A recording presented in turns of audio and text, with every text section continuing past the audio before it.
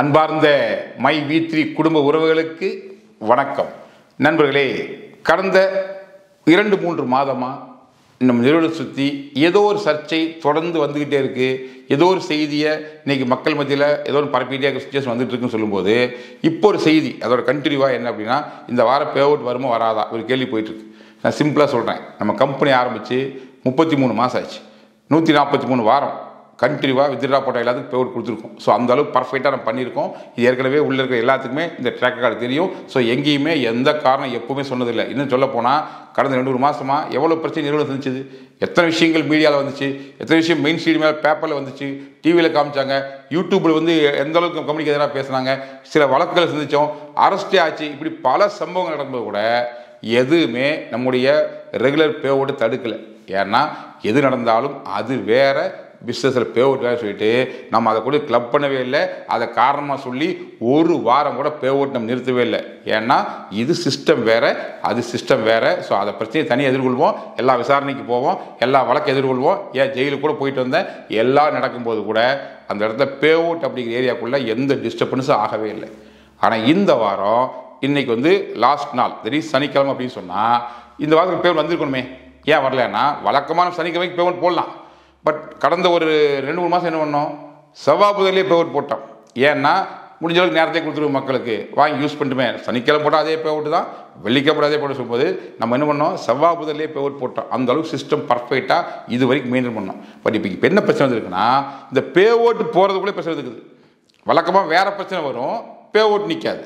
ஆனால் இப்போ என்னென்னா, பே அவுட் போகிறதே ஒரு கேள்வி கொடுக்குது. இப்போ ஜென்ரலாக என்ன சொல்கிறாங்க, எலெக்ஷன் வருது அதனால் ஸ்டாப் பண்ண போகிறாங்க, எலெக்ஷனால் ஸ்டாப் பண்ணுறதுக்கு தயாராகிட்டாங்க. இதெல்லாம் ரெண்டாவது பிரச்சனை. அது ஆக்சுவலாக மெயின் மேட்ரு கிடையாது. ஆக்சுவலாக என்னென்னா, நம்ம கம்பெனியில் பல லட்சம் பேர் மெம்பராக இருந்து பேமெண்ட் வாங்கிட்டு இருக்காங்க. அதோடைய டீட்டெயில்ஸுங்கிறது அவங்களோட அக்கௌண்ட் நம்பர் நம்மகிட்ட இருக்கும், IFSC கோட் இருக்கும், அந்த பேங்க் டீட்டெயில்ஸ் மட்டும் நம்மகிட்ட இருக்கும், ஜஸ்ட் அவங்க பேர் இருக்கும், ஃபோன் நம்பர் இருக்கும். பட் இப்போது தொடர்ந்து பேமெண்ட் போகுது. ஒரு நாள் வரவு செலவு கிடையாது, வாழ்நாள் ஃபுல்லாக ஒரு கமிட்மெண்ட்டில் அவங்க தொடர்ந்து காசு வாங்கிட்டு இருக்கான்னு சொல்லும்போது, அதுவும் சில்வர், கோல்டு, டைமண்ட், க்ரௌன் எல்லாம் வந்துட்டாங்க அப்படின்னா அவங்க வாங்குற பே அவுட்டு ஆயிரக்கணக்கில் எல்லா மாதமும். அப்படிங்கும்போது இப்போ தொடர்ந்து பே அவுட் தரமே ஆக்சுவலாக வாங்குறது யார்? இன்றைக்கி நீங்கள் தொடர்ந்து காசு தரீங்க, கம்பெனி இன்புட்டில் நீங்கள் அக்கௌண்ட்டில் வாங்குறீங்க, அவுட்புட்டில் அக்கௌண்ட் தரீங்க அப்படின்னா இன்புட் ஓகே. இப்போ நம்மகிட்ட பேலன்ஸ் ஷீட் கேட்குறாங்க, என்ன பண்ணீங்க, யாருக்கு தர்றீங்கன்னு கேட்கும்போது நம்ம பேலன்ஸ் ஷீட்டில் ஒரு எல்லாத்தோட பேரை போட்டோம்னா இவங்கெல்லாம் யார், இவங்க என்ன ரெக்கார்டு உங்கள்கிட்டன்னு கேட்டால் எந்த ரெக்கார்டு உங்கள்கிட்ட இல்லை. ஏன்னா நம்ம இலவசமாக கொடுத்து சிம்பிளாக ஒரு மூவ்மெண்ட் பண்ணும்போது அந்த கேள்வி வரல. நம்மளும் ப்ராப்பராக எல்லாம் பே அவுட் போட்டுக்கிறோம், எந்த இஷ்யூ இல்லை. ஆனால் இன்றைக்கி யாருக்கோ ஃபேக்காக இந்த பேமெண்ட் எல்லாம் போட்டு நாம் எடுத்து வச்சுக்கிற மாதிரி ஒரு விஷயத்தை சித்தரிக்க அடுத்த கட்ட மூவ்மெண்ட் ஆரம்பிச்சுக்கிறாங்க. நம்ம நிறுவனத்துக்கு எதிராக பிளான் மோசம்னாங்க, ப்ராடக்ட் மோசம்னாங்க, இப்படி ஒன்று மோசம் சொல்லி எல்லாத்தையும் கடந்து இன்றைக்கி நடத்திட்டு இருக்கோம். ஆனால் இப்போ என்ன நடக்குதுன்னா, இந்த பே அவுட் சிஸ்டமே தப்பு. என்ன அப்படின்னா, இது யாருக்கோ பாடுறாங்க, அந்த பணத்தை வாங்கிக்கிறாங்க, இப்படி எல்லாம் அன்னக்கூட பணம் போகிறாங்க சொல்லிட்டு சில கருத்துக்கள் சொல்கிறதுக்கு சில பேர் தயாராகி இதுக்கான மூவ்மெண்ட் போகுது. ஸோ இது ஆடிட்டர்கிட்ட போகும்போது அவங்க சொன்ன விஷயம் என்னன்னா, சார் நம்ம பண்ணுறது இப்படியே பண்ணிட்டு நிச்சயமாக ஒரு பிரச்சனை சந்திப்போம், அதனால் இமீடியட்டாக இந்த பே அவுட் ஸ்டாப் பண்ணி எல்லாத்தோட KYC ஃபஸ்ட்டு வாங்க, KYC வாங்கிட்டு நீ தாராளமாக பே அவுட் போட சொல்லிட்டு கடந்த 3 நாட்களாக பெரிய லெவலில் நம்மளோட மல்லு கட்டிட்டு தடுத்து சொல்லி அவ்வளோ தூரம் போராடுறாங்க. பட் நம்ம சொன்னோம், இந்த வாரம் பே அவுட்டை போட்டு கூட நம்ம யோசிச்சுக்கலாம் சொல்லும்போது, இல்லை ஆல்ரெடி இயர் எண்டு வந்தாச்சு, ஆடிட்டிங் பக்காவாக முடிக்க வேண்டி இருக்குது, ஸோ தேவையில்லாமல் நீங்கள் கண்டினியூ பண்ணி இப்போ ஒரு டெம்பரரி ப்ராப்ளம் வரக்கூடாதுன்னு நினச்சிட்டு பர்மனன்ட் ப்ராப்ளத்தை உருவாக்கி விட்டுறாதீங்க. ஸோ தயவு செஞ்சு மக்கள் சொல்லுங்கள், புரிஞ்சுக்குவாங்க. இது வரைக்கும் நீங்கள் பே அவுட் எங்கேயும் நிறுத்ததே கிடையாது. நிச்சயமாக மக்களுக்கு நம்பிக்கை இருக்கும். ஏன்னா நீங்கள் ஏமாத்துற கம்பெனி கிடையாது சொல்லி பல முறை நிரூபிச்சிருக்கிறீங்க. அப்படிங்கும்போது எதற்காக நீங்கள் தயங்குறீங்க? இமீடியட்டாக ஒரு ஸ்டெப் எடுத்து மக்களுக்கு சொல்லி புரிய வச்சு KYC வாங்கிட்டு பே அவுட் போட சொல்லிட்டு அது அடம்பிடிக்கிறாங்க ஆடிட்டர் குரூப். ஸோ இப்போ நம்ம என்ன பண்ணியிருக்கோம்னா, ஒரு முடிவு பண்ணிட்டோம். ஏன்னா ஒரு பர்மனெண்ட் ப்ராப்ளம் வரக்கூடாதுன்னா இப்போ நம்ம எல்லாத்தையும் தாண்டி பே அவுட் போடுறோம். பட் பே அவுட்டே ஸ்டாப் ஆச்சுன்னா அப்புறம் என்ன மக்களுக்கு நம்பிக்கை இருக்கும்? மெயினான விஷயம் என்ன, பே அவுட் தானே. ஸோ ரெகுலர் இன்கம் தரதான் நம்ம கம்பெனியோட சக்ஸஸ் ஃபார்முலா. இன்னைக்கு இந்த அளவுக்கு எவ்வளோ எல்லாத்தையும் தாண்டி நிற்கிறோம், யார் இருந்தாலும் யாருங்க பாதிச்சாங்க கேட்குறோம்னா எப்படி?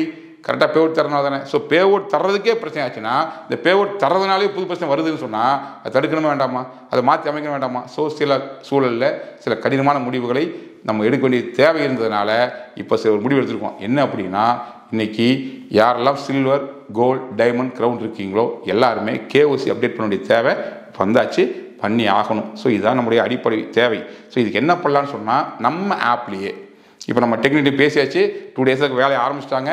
அதிகபட்சம் புதன்கிழமையோ வியாழக்கிழமையோ 20 21 தேதியிலையோ அதுக்கான அப்டேஷன் உங்களுக்கு ஆப்லேயே வந்துடும். ஸோ அதுக்கான விஷயத்தை ஒரு அப்டேட் கொடுப்பாங்க. நீங்கள் ஆட்டோமேட்டிக்காக உங்கள் ஆப் அப்டேட் பண்ணிட்டீங்கன்னா உங்கள் ஆப்லேயே அந்த பாயிண்ட் வந்துடும். அதாவது KYC வந்துடும். அதை கிளிக் பண்ணி உள்ள போனீங்கன்னா அங்கே என்னென்ன கேட்குதோ அதெல்லாம் அப்லோட் பண்ணிடுங்க. சரி, எப்படி பண்ணுறது அப்படின்னா அதுக்கான வீடியோவை 1 or 2 டேஸில் நம்மளே போடுவோம். எப்படி KYC அப்லோட் பண்ணுறது ஒரு ட்ரையல் வீடியோ, ஒரு டெமோ வீடியோ நம்மளே போடுவோம். ஸோ சிம்பிளாக தான் இருக்கும். ஆனால் கம்பல்சரி KYC பண்ணணும். KYC பண்ணதுக்கப்புறம் தான் வித்ட்ரால் ப்ராசஸ்க்கே போக முடியுங்கிறதா இப்போ இருக்கிற ஒரு மிக முக்கியமான அப்டேஷன். அப்படி இருந்தும் கூட ஒரு பேசிக் பேமெண்ட்டு நீங்கள் நிறைய பேருக்கு போட்டிருக்கோம். உங்கள் டீம்லேயே போய் பாருங்கள், கண்டிப்பாக உங்களுக்கு தெரியும் நிறைய பேருக்கு பேமெண்ட் வந்திருக்கும். ஏன்னா கொடுக்கக்கூடாதுன்னு முடிவு பண்ணோம்னா நம்ம யாருக்குமே கொடுக்காம இருக்கலாம். ஏன்னா ஒருத்தர் கொடுக்கலாலும் வாங்கணும் ஒன்றும் சொல்ல மாட்டாங்க. வாங்காதவங்க கண்டிப்பாக கேள்வி கேட்பாங்க தானே, எனக்கு ஏன் வரலன்னு கேட்பாங்க. மற்றவங்க கொடுத்தேன்னா அவங்களுக்கு கொடுத்த எனக்கே கொடுக்கலன்னு கேட்பாங்க தானே. இது நியாயமான விஷயம் தானே. ஏன்னா ஒவ்வொரு மாதமும் வர்ற வருமானத்துக்கு கமிட்மெண்ட் இருக்கும், ஒரு எதிர்பார்ப்பு இருக்குன்னு சொல்லும்போது அது நியாயமான விஷயம் தான் கேட்குறது. ஆனால் இப்போ இருக்கிற சூழலில் கம்பெனியை ப்ரொடெக்ட் பண்ணி நம்ம என்ன நினச்சோமோ 2026 உலகின் நம்ம கம்பெனி மாறணும்னு சொன்னால், உள்ள இருக்கிற எல்லாரும் வாழ்க்கையில் நல்லா இருக்கணும்னு சொன்னால் முதல்ல கம்பெனி இருக்கணும், ப்ராப்பராக இருக்கணும், பிரச்சனை வராமல் இருக்கணும்னு சொன்னால் இந்த சூழலில், இந்த கடினமான சூழலில் இதை கடந்து போகிறதுக்கு எல்லாத்தோட ஒத்துழைப்பும் தேவை. ஸோ அதுக்காக என்ன பண்ணியிருக்கோன்னா KYC கொடுக்குன்னு கேட்டிருக்கோம். சரிங்களா? ஸோ நம்ம நினச்சது கண்டிப்பாக கம்பெனியுடைய அச்சீவ்மெண்ட் 2026 உலக நம்பர் கம்பெனி அதை அடையிறதுக்கு எந்த தடை வந்தாலும் உடச்சிட்டு போகிற தயாராகிறோம். பட் இந்த பே அவுட் போகிறதுனாலே பிரச்சனை வருதுன்னா இதையும் சரி செய்ய வேண்டிய தேவை, பொறுப்பு கம்பெனிக்கு இருக்குது. புரிஞ்சுக்கிட்டு ஒத்துழைக்க வேண்டிய பொறுப்பு உங்கள்கிட்ட இருக்குது. ஸோ நான் உங்களுடைய உறவாக குடும்ப நபராக சொல்கிறேன், நிச்சயமாக இந்த சூழலை மிகச்சிறப்பாக கடந்து போவோம். அதை தாண்டி என்னென்னா பின்னால் எலெக்ஷன் வருது. ஸோ இந்த பிரச்சனைக்கு எலெக்ஷன் சம்மந்தம் இல்லை, பட் கூடவே எலெக்ஷன் வருது.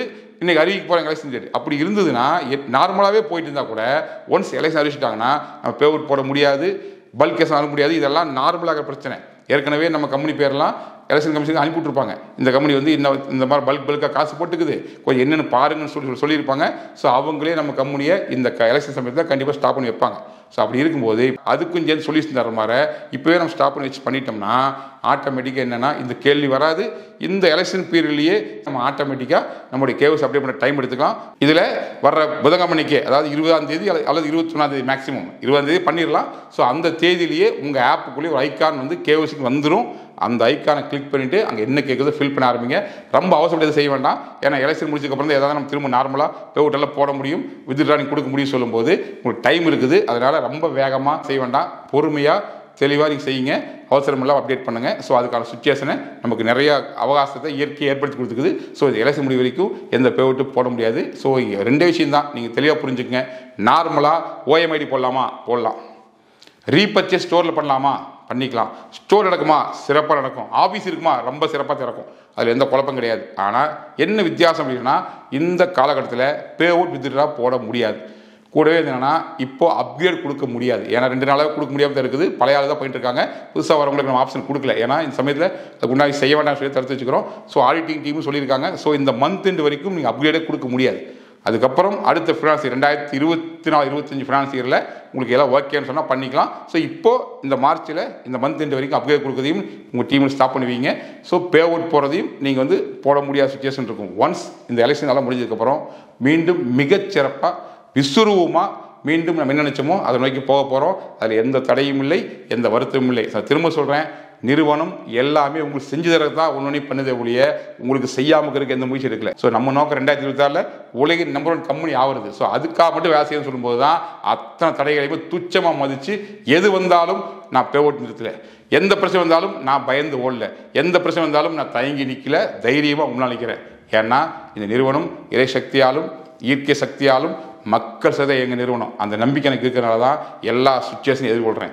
ஸோ கடைசி செய்தியை சொல்கிறேன், நீங்கள் இந்த காலகட்டத்தில் நீங்கள் ஆடு பார்க்கலாம், இன்கம் ஏர்ன் பண்ணலாம், OMID போடலாம், ஸ்டோருக்கு போய் ப்ராடக்ட் வாங்கலாம். இதெல்லாமே நீங்கள் பண்ணிக்கலாம். தேவைப்பட்டால் BM கூட ஆகிக்கலாம். அதெல்லாம் பிரச்சனை கிடையாது.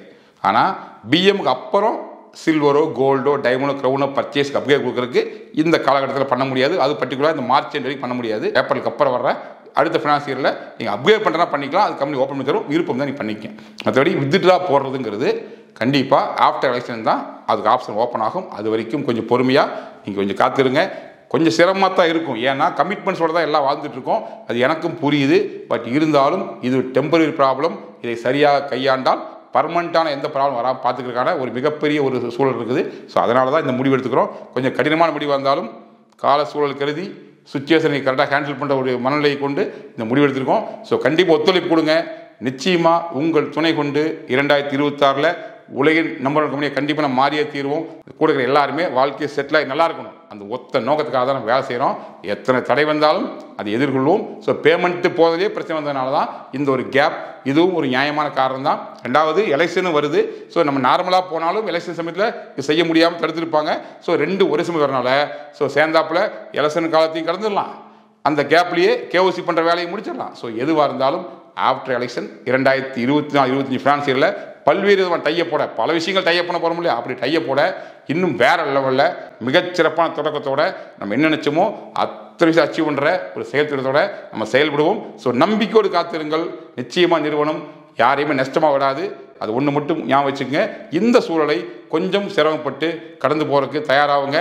நிச்சயமாக உங்கள் ஒத்துழைப்போடு நிறுவனம் என்ன நினைக்குதோ அதை செஞ்சே தீரும். நன்றி, வணக்கம்.